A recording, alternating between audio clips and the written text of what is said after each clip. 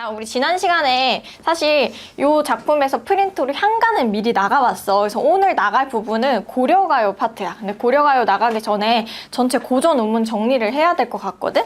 그래서 고전 운문 흐름을 먼저 정리를 하고 넘어가면서 우리 고려가요 가실이랑 서경별곡을 나가보도록 하겠습니다. 그래서 그럼 이제 나머지 또 나가보도록 하겠습니다. 오늘은 고려가요 나갈 거라 그랬어.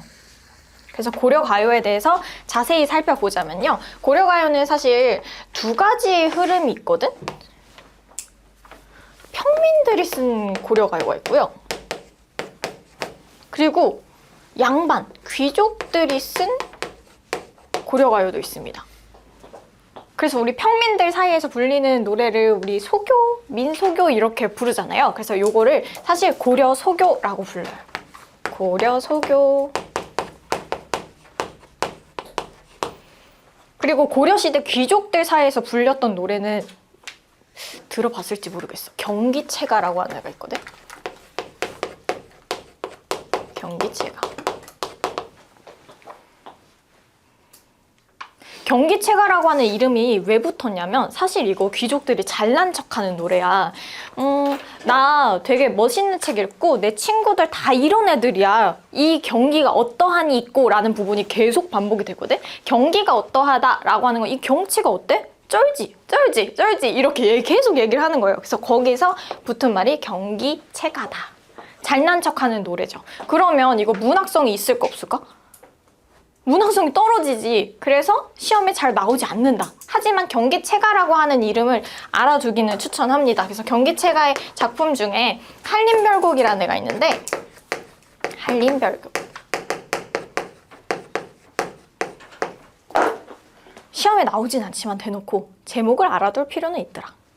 그다음에 고려소교는 유명하죠. 그래서 사실상 고려가요가 고려소교라고 하는 명칭을 그냥 통칭해버립니다. 고려소교.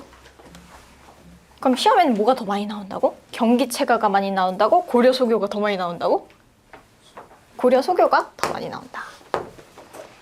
적으시고.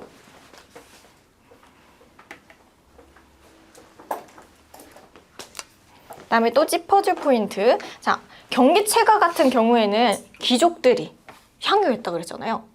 근데 너네 향유라는 말이 뭔 뜻인지 아니? 갑자기 불안해졌어. 향토적할 때 향? 한자를 잘 유출을 하긴 했는데요. 이거 무슨 향이냐면 누릴 향자예요. 그리고 소유하다 유자예요. 그래서 선지에서 자주 나오거든, 향유라고 하는 말은. 그래서 누려서 소유하다라는 뜻이에요. 그래서 귀족들이 향유했던 게 경기체가인데 그렇기 때문에 문자는 어떤 걸 썼을까? 문자는 어떤 걸 썼을까? 한문. 그래서 이거 한문 문학이에요.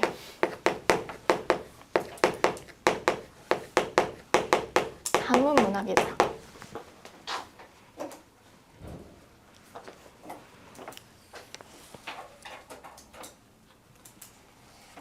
자, 그럼 고려 소교는요, 한문 문학은 아니거든요. 이 당시에는 어떻게 불렸을까요? 이 당시에는 평민들이 어떻게 불렀을까, 이 노래를? 입에서 입으로. 입에서 입으로 전해지는 걸 우리 두 글자로 뭐라 부르죠? 구전. 네, 구비전승을 줄여서 구전이라고 하죠. 구전이 되다가 언제 기록이 됐게? 언제 기록됐게? 한문으로 기록 안 됐어요. 그럼 뭘로 기록됐다는 거야? 한글로 기록됐다는 소리죠. 그럼 언제 기록된 거야? 조선 세종 때, 세종 이후에 기록이 돼서 구전되다가 세종 이후 기록이 돼서 국문문학이라고 불립니다.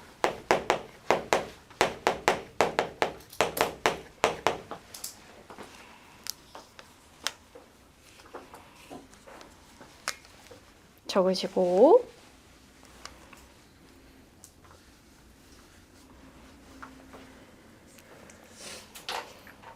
자, 그럼 이 고려 소교만의 또 특징이 있겠죠? 고려 소교만의 특징을 정리하도록 하겠습니다.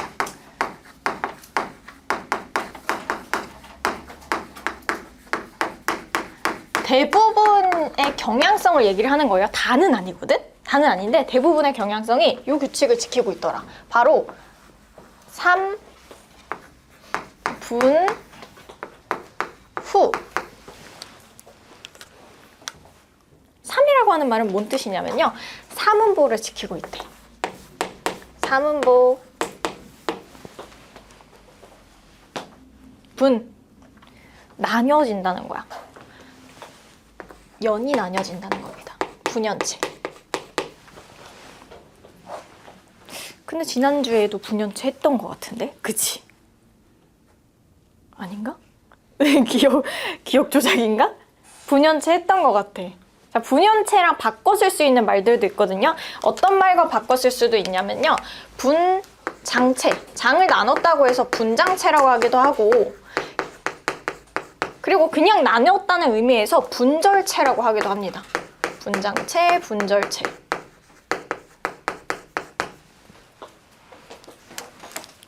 보통 이런 후렴구로 분연체로 나눈단 말이야. 그래서 후렴구랑 분연체는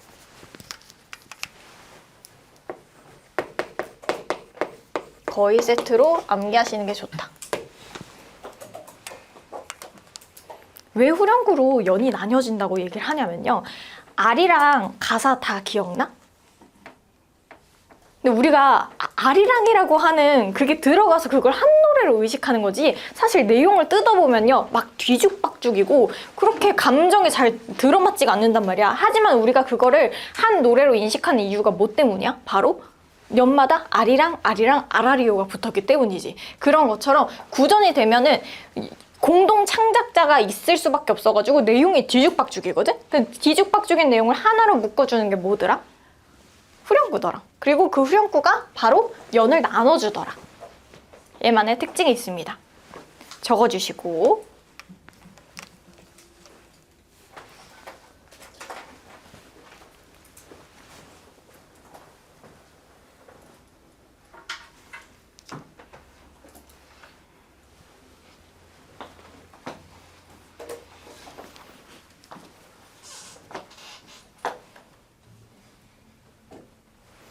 자, 그리고 이 율격 같은 경우에 헷갈릴 수 있어서 옆에 또 다시 정리를 해볼게. 율격의 종류.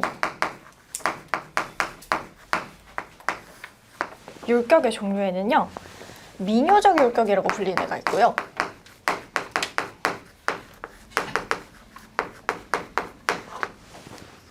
그다음에 전통적 율격이라고 불리는 애가 있습니다.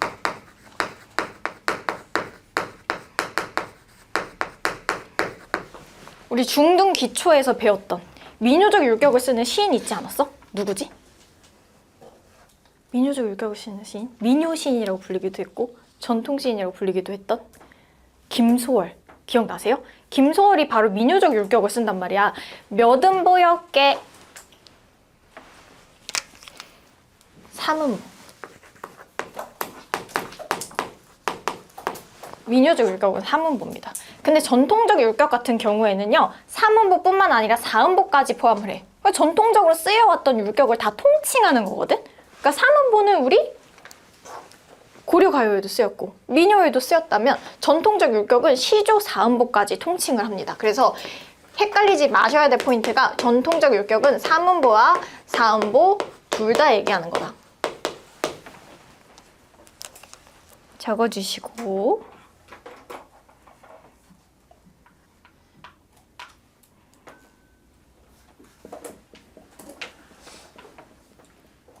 됐죠? 자, 그럼 이게 좀 궁금하지 않아? 고려가요가 왜 이때 기록이 됐는지. 안 궁금해요? 안 궁금해요? 나만 궁금해요? 왜 이때 기록이 됐냐면요. 우리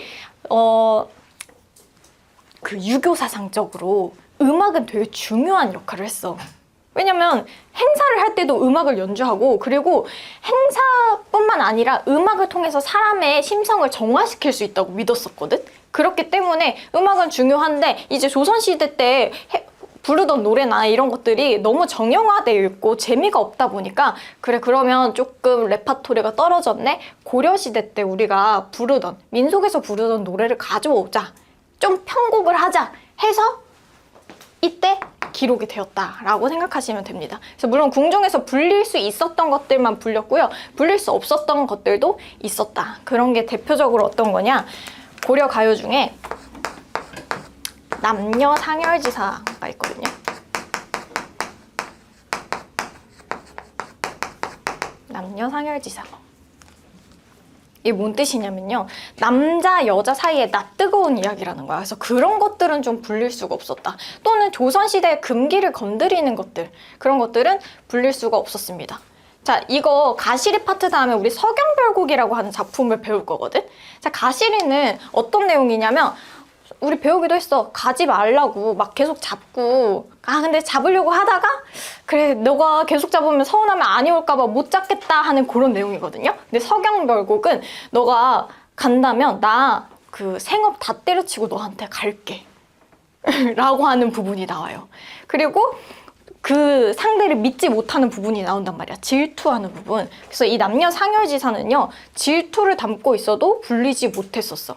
왜 그러냐? 자, 우리 조선시대 때 여자가 하면 안 되는 금지된 행동이 있었죠. 7개. 여성의 칠거지야.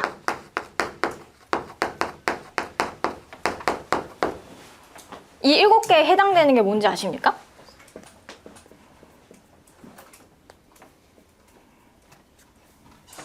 뭐 있을까? 일단 그냥 상식적으로 물건 훔치는 거 안 된대. 절도 안 된대. 그리고 유전병이 있어도 안 된대. 음란해도 안 된대. 그리고 아들 못 낳는 거 안 된대.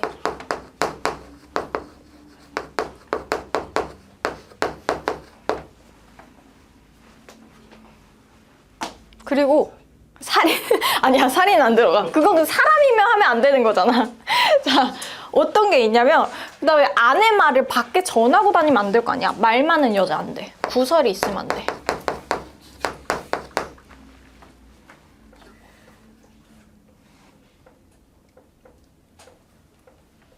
그리고 시부모한테 순종 안 하면 안 돼.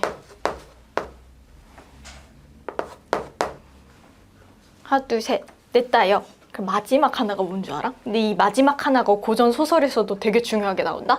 질투하면 안 돼. 이 질투를 다른 말로 뭐라 부르냐면 투기.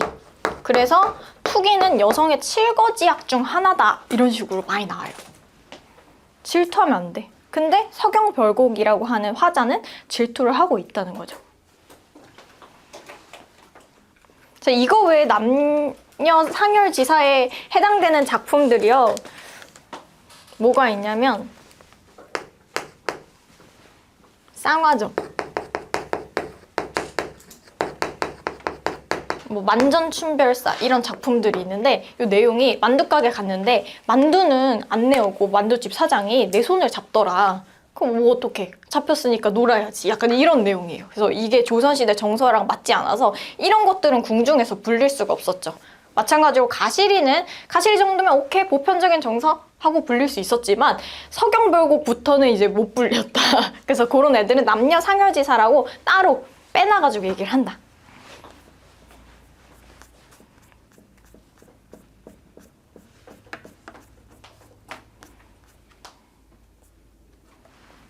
됐나요? 마지막으로 이거 하나만 정리를 하고 넘어가도록 하겠습니다.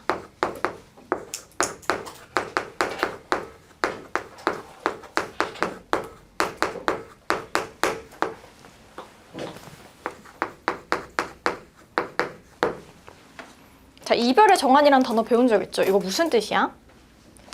정한? 한의 정서라는 뜻이거든요. 이별에 한의 정서의 계보가 있대요. 그래서 단계가 있는데 이 한이라고 하는 거는 우리나라에만 있는 감정이라고 했지. 어떤 감정이지? 부정적인 거? 부정적인 감정이긴 한데 여자가 한을 품으면 5, 6월에 서리가 내린다라고 하는 거 들어본 적 있으셨어요? 들어본 적 없어?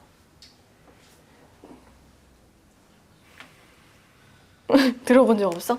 요 내용은 뭐냐면요.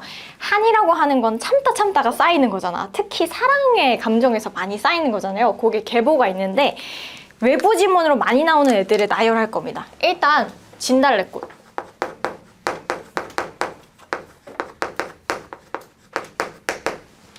진달래꽃.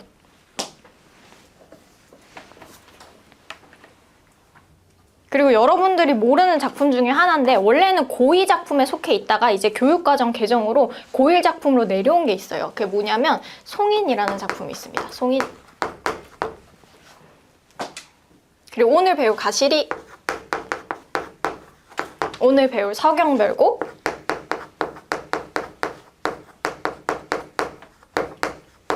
그리고 여러분들 알고 있는 노래인 아리랑. 자, 무슨 순서로 제가 나열을 한 거냐면요. 이런 말 해도 되는지 모르겠어. 호구?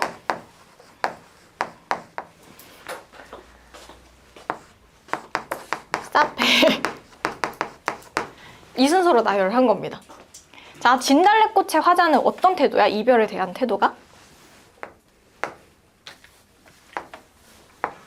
어떤 태도입니까?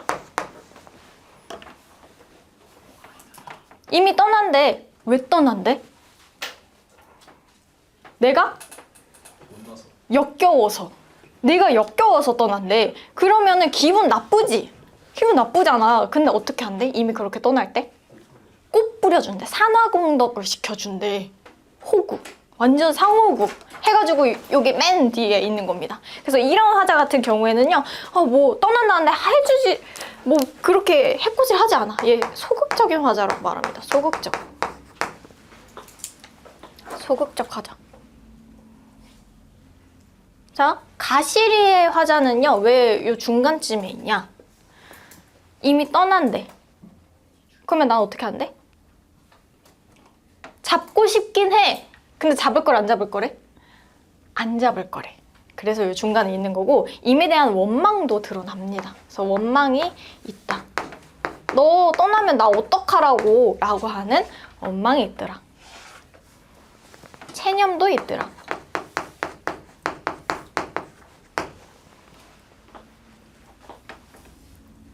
자, 아리랑 같은 경우에는요. 자, 이미 나를 떠나면 어떻게 한대? 너 심리도 못 가서? 발병할걸? 너 병날걸? 이러면서 저주하잖아요. 그래서 맨 끝에 있는 겁니다. 자, 그러면 서경별곡은 무슨 내용이냐? 이미 나를 떠나면 나 따라갈 거야. 다 버리고. 적극적 화자. 여기까지 정리하겠습니다.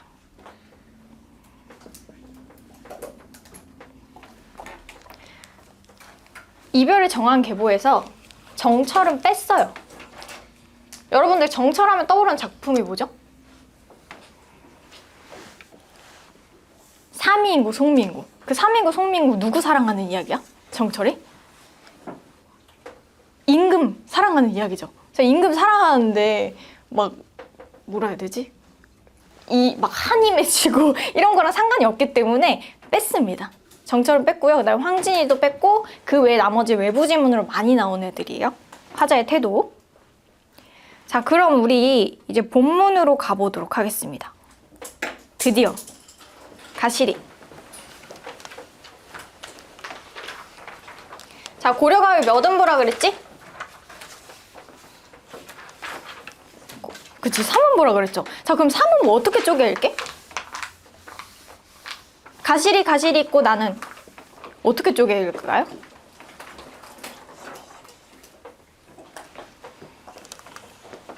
어떻게 쪼개 읽게?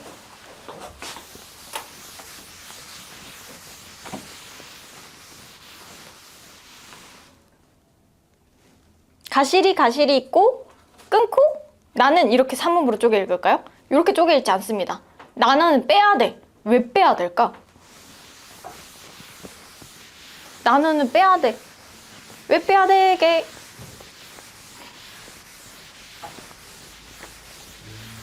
그치, 여음구. 여음구는 해석하지 않습니다. 그래서 힙합 같은 경우에도 네, 들어오세요.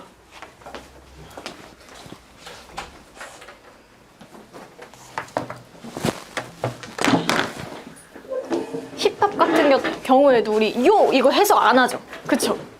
그거 해석하지 않잖아. 그런 것처럼 나는은 해석하지 않는 겁니다. 그러면 3음보 어떻게 끊어내는 거야? 나는은 해석하지도 않고 음보를 쪼개는 거에 관여하지도 않으니까. 어떻게 할게요? 가시리 가실이 있고 이렇게 쪼개 있는 거죠. 그래서 끊어주시면 됩니다. 가실이 끊고 있고 끊고. 그리고 나는 그냥 지워주세요. 어차피 해석도 안 하고 음보 끊어 있는데 관여도 하지 않으니까요. 그래서 3음보. 자, 이렇게 3음보로 끊어 읽을 때 보통은 세 글자, 두 글자로 지킵니다. 그래서 3음보 안에 3, 3, 2조가 숨어 있다는 점.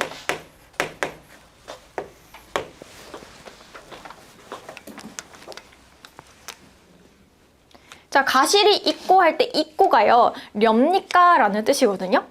그러면 이 가실이랑 이 가실이 있고는요, 뜻이 똑같을까요? 똑같습니다. 밑에 해석본 보시면요, 가실합니까? 가실렵니까? 라고 되어 있잖아요. 생략된 형태예요. 운율을 맞추기 위해서.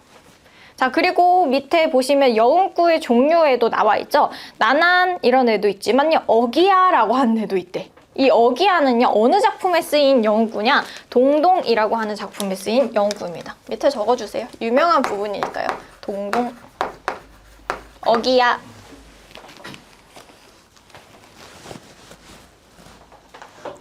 위증질과 태평성대, 이거는 무슨 작품이지? 바로 가시리의 영구에 해당이 되는 작품이죠. 그 다음에 얄리얄리 얄라셩 얄라리 얄라, 이거 배웠는데 어느 작품의 영구죠? 청산별곡.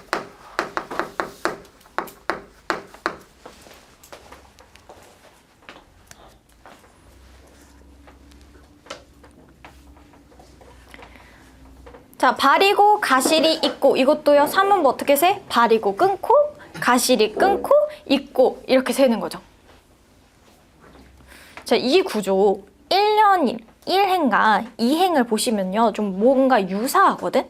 가실이 있고 발이고 가실이 있고 AABA 구조를 취하고 있습니다. 그래서 AABA 구조는요, 많이 등장을 하는데, 그렇기 때문에 다시 정리를 하도록 할게요.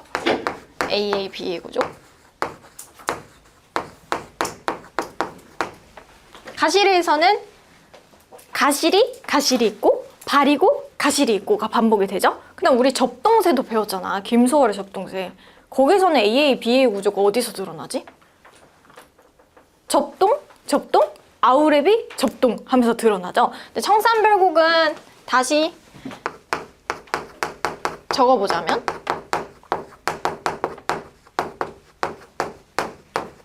어떤 부분이냐? 사러리랐다.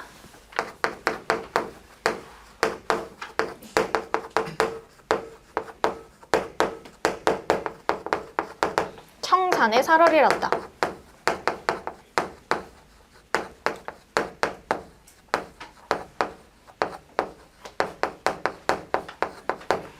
AABA 구조. 가시리 같은 경우에는 1행과 2행이 AABA 구조를 취하고 있고요. 자, 그러면 이거 쓰이면 무슨 효과를 불러일으킬까요? 뭐가 반복되고 있어? A가 반복돼? 아니면 B가 반복돼? A가 반복되고 있잖아요. 그러면 뭐가 강조될까요? 뭐가 강조될까요? A가 강조되잖아요. 그 안에 담긴 정서도 강조가 되겠죠. 그래서 AABA 구조의 효과, 바로 정서, 강조. 반복되니까 뭐도 생겨? 운율도 생겨. 운율도 생기고 하는 효과를 가지더라.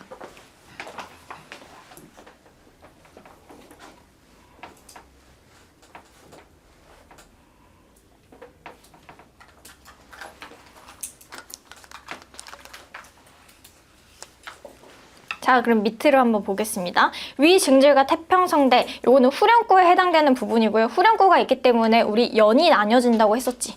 이거 세 글자로 뭐라 불렀었지 아까 전에? 분연체, 분장체, 분절체라고 불린다고 했었죠. 그렇기 때문에 이 후렴구의 역할은 연을 나눠주는 역할도 있을 뿐더러 어떤 역할까지 하냐면, 이게 있기 때문에 얘가 한 내용이구나 라고 묶어주는 역할을 해. 그걸 어려운 단어로 뭐라 부르냐? 구조적인 통일성이라고 부릅니다. 구조적 통일성. 헷갈리시면 안 되는 게, 이게 구조적 통일성이라고 그랬잖아요. 내용적 통일성이 아닙니다. 후렴구가 있다고 해서 그 내용이 다 통일해지나요? 아니죠. 그거랑은 상관없이 구조적으로 아 이게 하나의 시구나 라는 걸 느낄 수 있게 한다.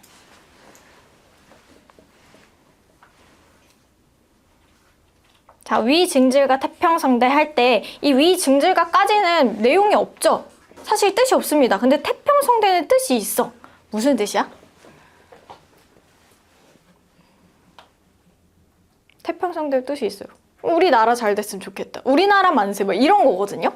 근데 이상하지 않아? 지금 여태까지 너 나 버리고 가지 마. 가시렵니까? 나 버리고 갈 거야? 라고 했는데 갑자기 우리나라 태평성대 이렇게 얘기를 합니다. 전혀 맞지 않죠? 그럼 이거는 지난 시간에도 배웠듯이 뭐의 근거로 봐야 될까요? 구전의 근거. 그리고 후대 궁중학으로 편입되면서 이런 게 덧붙었을 가능성으로 보는 거죠. 그러니까 구전의 근거는 서술형으로 거의 무조건 나오는 얘기라고 했었잖아. 그래서 기록해두겠습니다. 이거 구전의 근거다.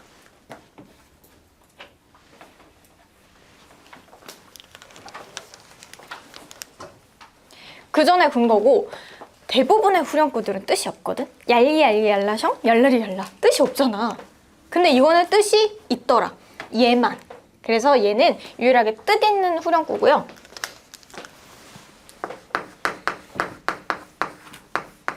어떤 뜻이 있냐? 우리나라 잘 됐으면 좋겠다. 축하하고 기원하는 뜻이 있더라. 이걸 송축이라고 합니다.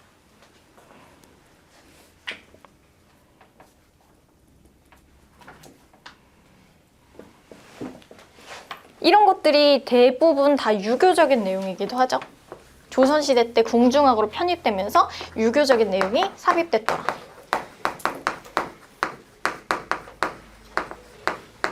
유교적 내용.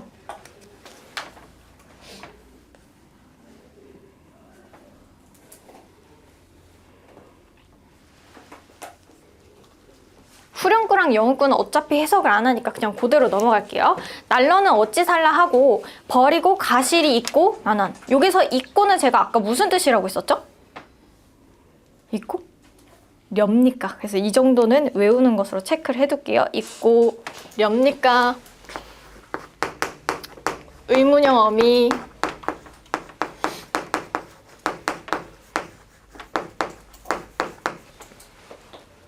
렵니까?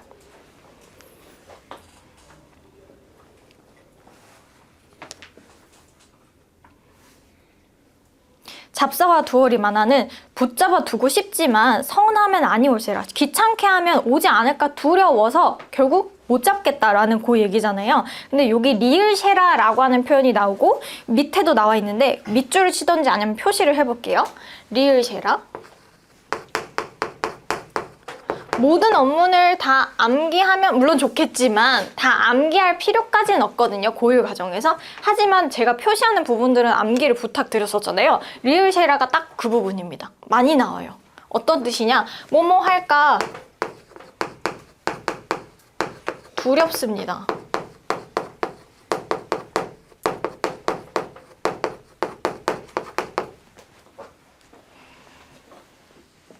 그래서 이 부분은 별표 치시고 외워두세요. 꼭 외워야 되는 부분들이 있어.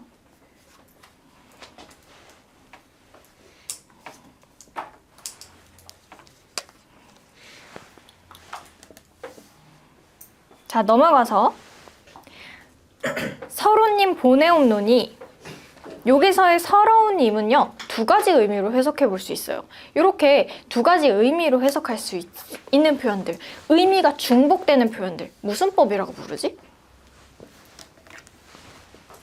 중의법이라고 부릅니다.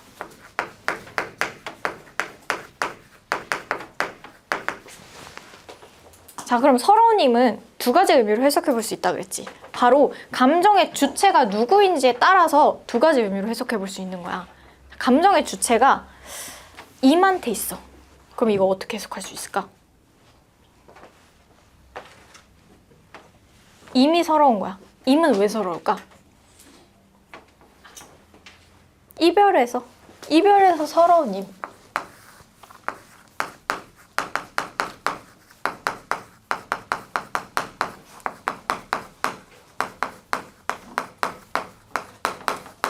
이별의 서러운 힘이 있을 수 있고, 내가 서럽다면? 감정의 주체가 나라면? 난 왜 서러워?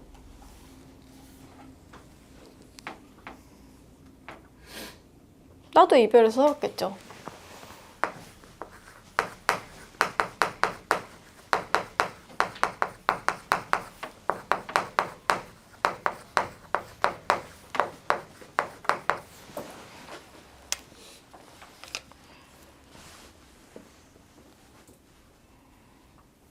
자, 이런 서러운 힘을 보내오느니 가시는 듯 돌아오소서.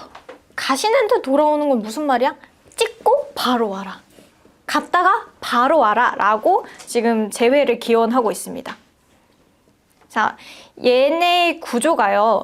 모든 고려가요가 그런 건 아닌데요. 특이하게 한시와 비슷한 구성을 취합니다. 총 4연으로 되어 있지. 1, 2, 3, 4연으로 되어 있고 이 구조를요. 기승전결의 구조라고 합니다. 기승전결.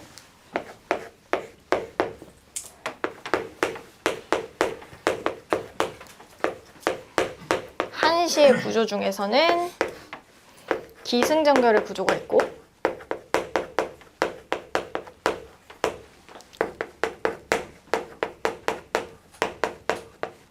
성경후정의 구조가 있는데 한시는 고려가요랑 다른 장르를 썼지. 그치? 근데 고려가요에서 가시리 같은 경우에는 기승전결의 구조를 유사하게 취하고 있더라.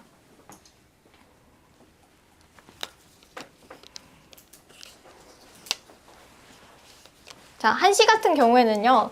4줄 또는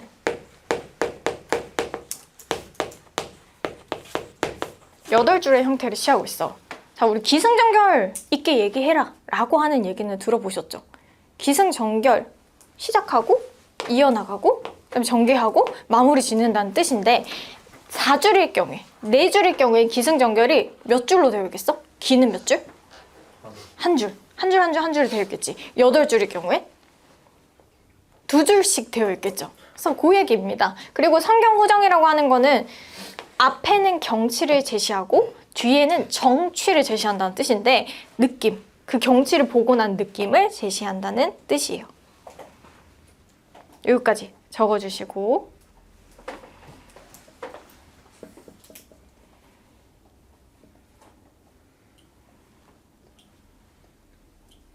자, 그럼 이제 핵심 정리로 넘어가서 다시 체크해볼게. 자, 갈래는 고려가요라고 불렸대. 근데 아까 전에 고려가요 말고 다른 이름으로도 불린다 그랬었지. 고려? 소교, 민속에서 불렸으니까. 그다음에 성격은 평민문학, 평민끼리 불렀다. 왜냐면 경계체가가 아니었기 때문에. 그다음에 구전문학이라고 하는 건 구비전승되었다는 건데 아까 제가 구비전승으로 근거를 꼽았던 게 뭐였더라? 후렴구. 그 다음에 사실 후렴구 말고도 특징이 있어요. 구비전승의 근거. 이거 서술형으로 나올 수 있다 그랬어요. 첫 번째. 후렴구. 그 다음에 유기성.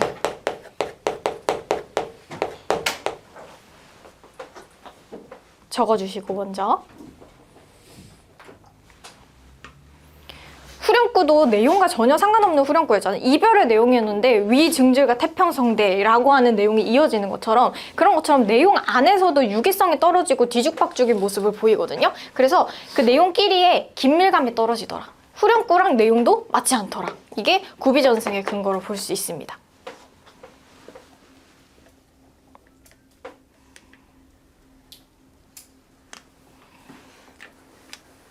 자, 그럼 이제 해설로 넘어가서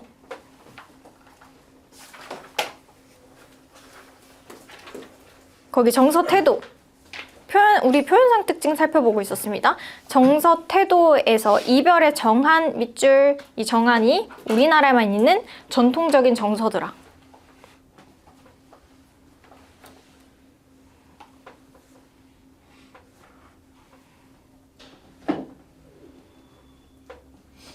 그리고 얘가 다시 돌아올 때까지 얘는 기다릴 거 아니야. 그래서 이걸 자기 희생적인 태도로 보는 겁니다. 자기 희생적 태도 밑줄. 그리고 정서 태도의 맨 마지막, 순종적이고 인종적이라고 하는 말이 나오는데요. 인종도 자주 나옵니다. 인종 밑줄, 참을 인자, 따를 종자예요. 참고 따르다. 이게 한국의 전통적인 그리고 바람직한 여성상이죠. 그 당시에. 그리고 화자의 심리 변화에서 기승전결의 구성 1, 2, 3, 4연이 취하고 있는데 그 중에서 2연, 3연에선 고조와 포기가 나타난다. 거기 표시 별표. 고조도 나타나고 포기도 나타나더라.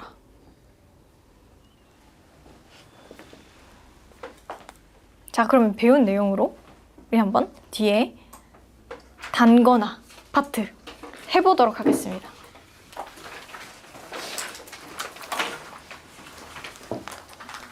가시는 짧기 때문에 원문은 해석할 줄 알아야 되잖아. 그래서 원문 해석도 같이 적으면서 제가 한시 구조 짚어드렸던 거, 그 다음에 AA, BA 구조, 그 다음에 고전 논문의 흐름, 고려가요의 특징 적어보도록 하겠습니다. 경기체가 얘기도 넣으면 좋겠지?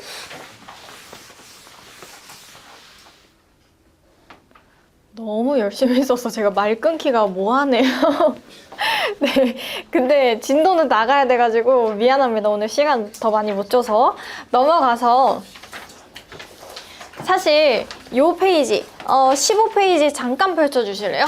너네가 이걸 과제로 해와야 되는데 사실 진달래꽃 있잖아. 진달래꽃이 외부 지문을 엄청 많이 나오거든? 가시리가 나오면 진달래꽃은 그냥 따라붙어. 근데 그 이유가 뭐냐면 그렇게 생각하는 거지. 진달래꽃은 매우 매우 쉬운 시잖아. 그러니까 김소월 시인 중학교 때 다 배워서 알잖아.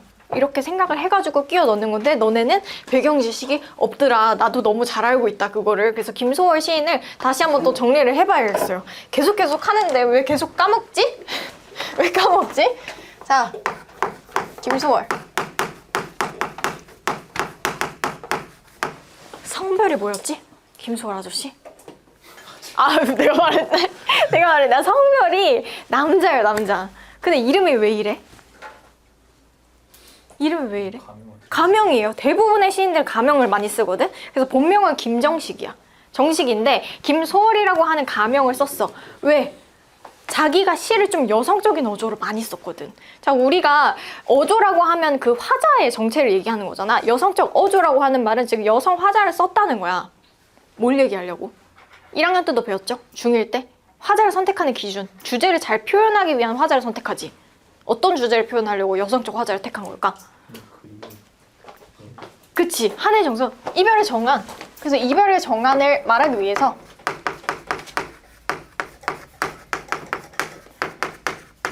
여성적 화자를 택했는데 이 여성적 화자는요 전통적으로 등장하는 전통적 화자기도 해. 우리 민요에도 거의 다 여성적 화자잖아요. 그래서 여성적 화자, 전통적 화자.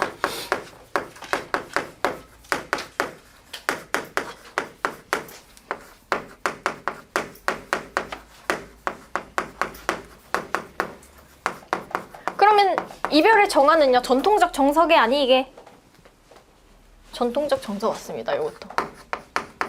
이게 왜 전통적 정서일까?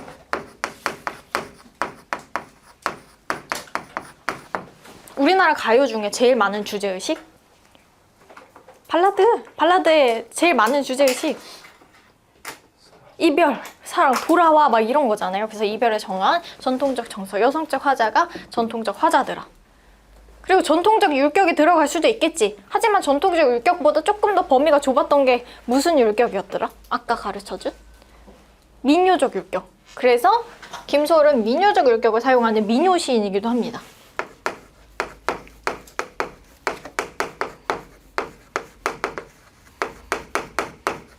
몇 음복? 3음복. 그리고 음수율도 여기 포함이 되어 있거든?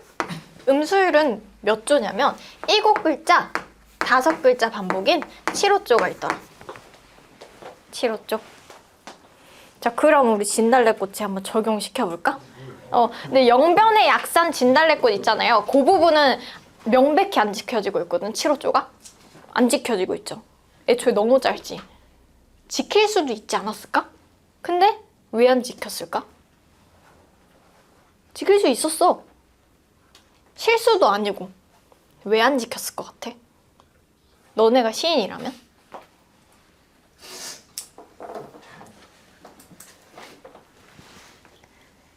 이 단어를 쓰고 싶은 거야.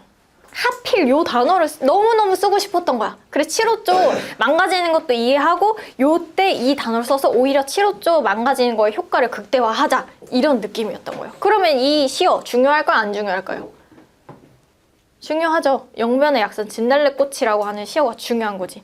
그리고 이 영변의 그 지금의 북한이거든요. 그 지역에 약산이란 곳이 있었는데 거기에 진달래꽃이 피처럼 붉은 진달래꽃으로 유명했대. 자, 구체적인 지명이 등장했어요. 영변이랑 약산. 그럼 우리 무슨 성을 떠올려야 돼? 소설에서는 사투리가 등장하면 우리 향토성을 떠올렸어요. 근데 시에서는 좀 달라. 구체적인 지명이 등장하면 구체적 지명 향토성을 떠올려야 됩니다. 그래서 김소월이 향토 시인이기도 해.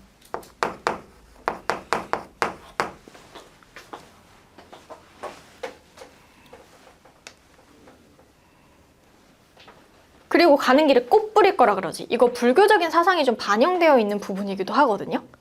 부처님 가는 길에 꽃 뿌리는 걸 우리 불교를 가진 애들은 아는지 모르겠어. 산화공덕이라고 합니다. 산화공덕, 선지에서 나오니까 적는 거예요.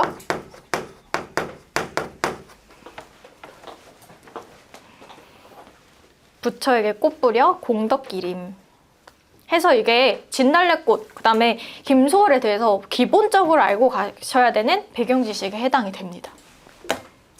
가실이랑 진달래꽃은 세트. 자, 그럼 이거 과제 해오실 수 있겠죠? 뒤에 한번 서경별곡으로 넘어가 볼게.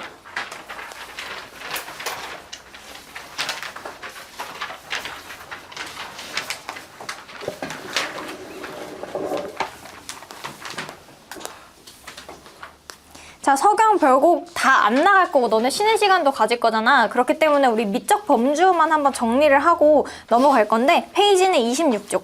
26쪽의 핵심 정리부터 한번 짚고 넘어가 보도록 합시다. 자, 표현상 특징 한번 볼게요. 공간 구조가 이렇게 이동한대요. 서경이랑 대동강이랑 건너편의 공간 구조로 이루어져 있는데 여기서의 이 대동강 있잖아. 옛날에는 이동수단이 뭐밖에 없었지? 이동수단이 뭐밖에 없었어? 말? 아, 말이랑 육지에선 말. 그 다음에 배. 이거밖에 없었잖아요. 멀리 가려면 배 타야 된단 말이야. 그래서 이 대동강이라고 하는 거는 이별의 장소입니다. 이별의 장소.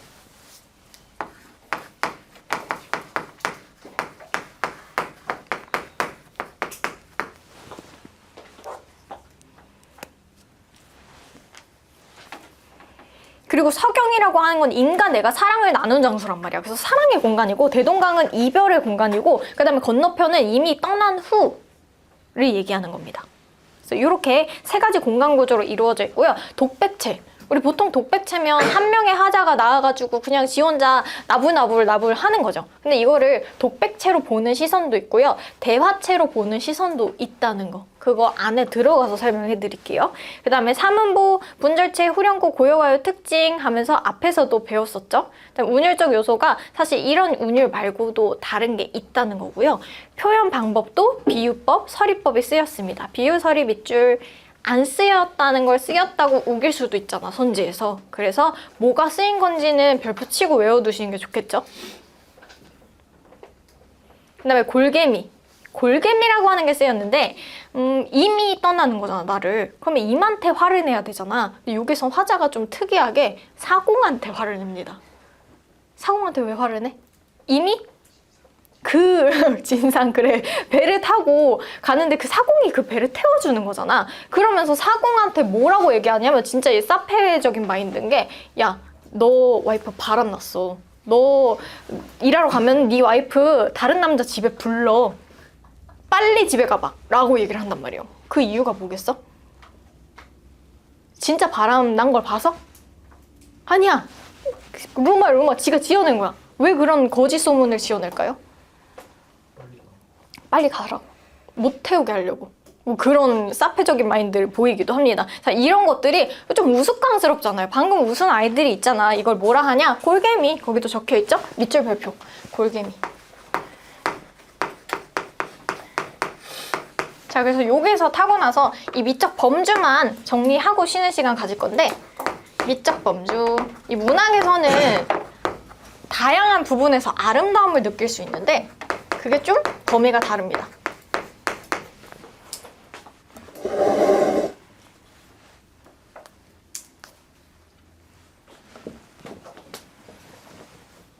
화살표를 그려볼게요. 휘어졌어. 다시. 화살표를 그려보도록 하겠습니다.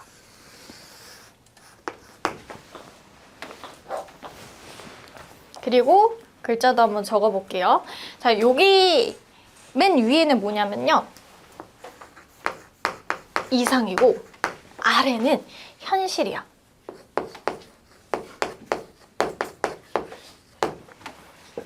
현실.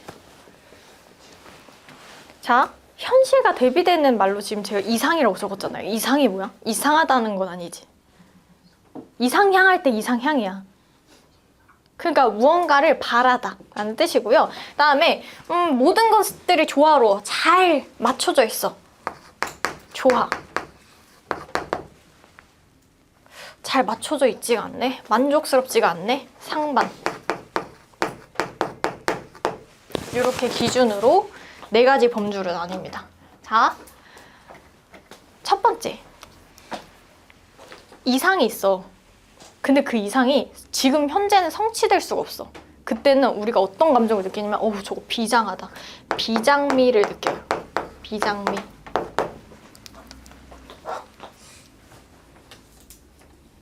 내가 바라는 건 저 꼭대기인데 하지만 그러지 못해. 그래서 내적 갈등을 느끼죠. 그래서 비장미는 내적 갈등과 관계가 있습니다.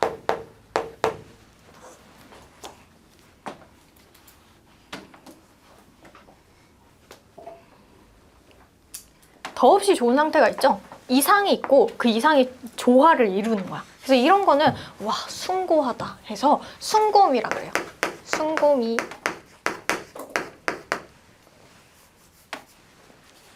이 숭고미는 옛 찬작 태도를 얘기해. 짱이다.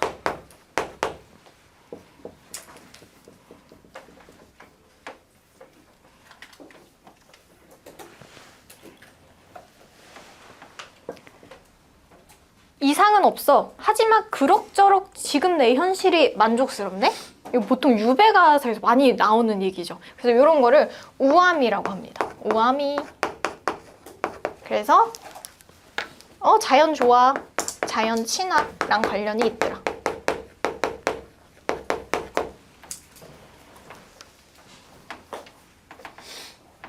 안 나왔죠? 우리 여태까지 배웠던 거. 골개미. 여기에 골개미가 들어가는데요. 현실은 그래 현실에 만족하려고 했는데 현실도 조화롭지 못하고 현실이 그지 같아. 네, 그지 같으면은 그냥 울고만 있을 수 있는데 우리나라에만 있는 특이한 문화가 있어요. 우리를 해악의 민족이라고 그러잖아. 그래서 자신의 불행을 유머 소재로 활용하는 사람들이 있어요. 그런 게 웃기잖아. 그걸 골개미라고 합니다. 골개미. 이 골개미에는 뭐도 포함이 되냐면요. 풍자랑 해악이 포함이 돼요.